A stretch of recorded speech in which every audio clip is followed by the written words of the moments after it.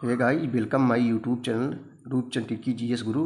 दोस्तों, आज की इस वीडियो में कक्षा 12 के विद्यार्थियों के लिए हिस्ट्री यानी इतिहास के जो अतिउत्तरीय प्रश्न है महत्वपूर्ण, उसके बारे में चर्चाएं करेंगे। तो देर ना करते हुए बच्चों, आइए देखते हैं। पहला क्वेश्चन है कि वर्ग तथा जाति में दो अंतर स्पष्ट कीजिए। ऐसे क्वेश्चन पूछेंगे। तो ये बच्चों, ये सब क्वेश्चन कंपटीशन के विद्यार्थियों के लिए भी इम्पोर्टेंस है। जो नौकरियों की तैयारी कर रहे हैं उनके लिए भी बहुत इम्पोर्टेंस है। पहला तो उत्तर देखेंगे, वर्ग और जात में दो अंतर निम्नलिखित है। जब निम्नलिखित आ जाए नंबर एक के बच्चों, वर्ग जो होता था वो कर्म पर आधारित थे, जबकि जात जन्म पर आधारित थी। नंबर 2, जहाँ वर्गों की संख्या 4 थी और वहीं जाति संख्या असंख्य थी। तो वर्ग वही वर्ण व्यवस्था, क्षत्रिय ब्राह्मण वैश्य वगैरह वही सब है। निषाद समुदाय के बारे में बताइए। अगला क्वेश्चन है कि बच्चों निषाद क्या है, निषाद समुदाय के बारे में बताइए। तो उत्तर हम लोग देखो लिखेंगे, निषाद समुदाय वनों में रहने वाले समुदाय थे जो वन में रहते थे, जो शिकार और कंदमूल पर आश्रित थे, यानी कंदमूल जो फल वगैरह थे उस पर आश्रित थे, वही खाते पीते थे। एकलव्य भी इसी समुदाय से संबंधित था।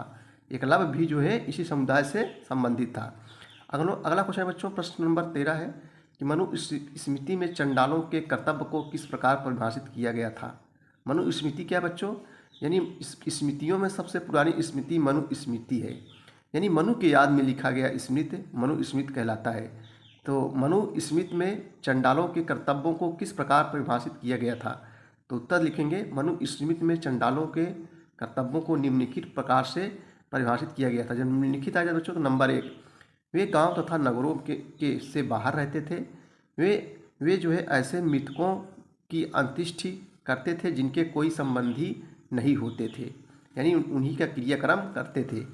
फाइयान कौन था, बहुत इंपॉर्टेंट क्वेश्चन जो है एसएससी, बैंक, रेलवे, पुलिस में आए दिन क्वेश्चन पूछा रहता है बच्चों।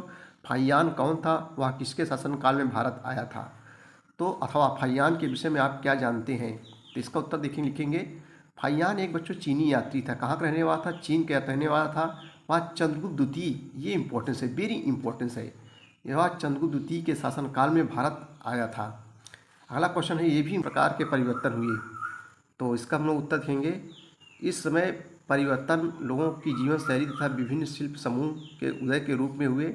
इस परिवर्तन की जानकारी विभिन्न प्राचीन अभिलेखों व ग्रंथों से प्राप्त होती है। महाभारत की विषय वस्तु के बारे में बताइए।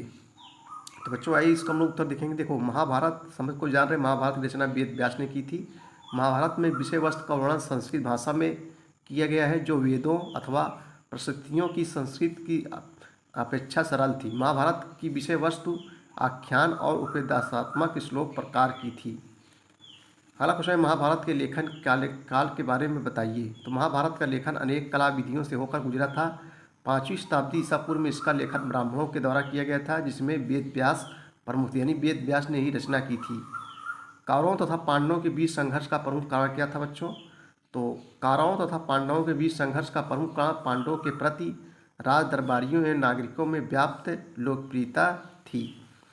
महाभारत कालीन समाज में वैश्य की स्थिति क्या थी। तो वैश्य मनुष्य होता है बच्चों बनिया। वैश्य मनुष्य क्या होता है, बनिया। इस समाज में वर्ग के अनुसार वैश्य का स्थान तीसरा था, जो समाज की अर्थव्यवस्था एवं भरण पोषण का भार वहन करता था। इनके मुख्य कार्यों में कृषि, पशुपालन तथा व्यापार सम्मिलित थे। अगला क्वेश्चन है कि जो है देखो, पितृवंशिक व्यवस्था के बारे में बताइए।